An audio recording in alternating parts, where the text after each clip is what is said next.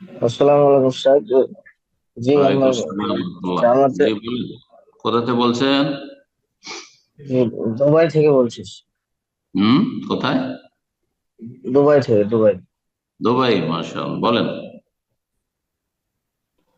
জি sir, ওই জামাতে সলাত আদায় করার সময় যে এক দুই রেখাত ছুটে যায়, তো যে ইমাম মানে সালাম ফেরানোর আগে যে আত্মাহিয়াতু দরুদ মাসওয়ারা যে পড়ে, সেটা কি আমি পুরো পড়বো না শুধু আত্মাহিয়াতু পড়ে বসে থাকবো?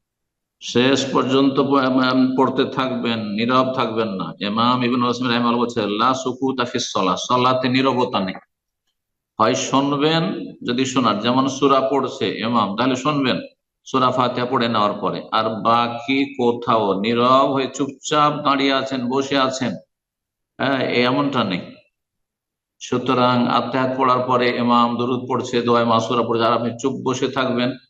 হ্যাঁ, না, মোটেই না, মোটেই না। জোহরের সালাতে ইমাম পড়ছে মনে মনে, আর আপনি শুধু দাঁড়িয়ে আছেন চুপচাপ, না, নীরব থাকবেন না। লা সুকুতা ফিস সালাহ, সালাতে কোনো জায়গায় নীরবতা নেই, পড়তেই থাকবেন। যদি আপনার এক রাকাত হয়েছে, হয়তো দুই রাকাত হয়েছে, কোনো অসুবিধা নেই। শেষ পর্যন্ত দোয়া পড়তে থাকবেন। আপনি দোয়া পড়ছেন, রবের কাছে দোয়া করছেন, কোনো অসুবিধা নেই। কিন্তু নীরব থাকছেন তো শয়তান সুযোগ পাচ্ছে, অসওয়াসা বিভিন্ন খেয়াল আসছে তখন। জি।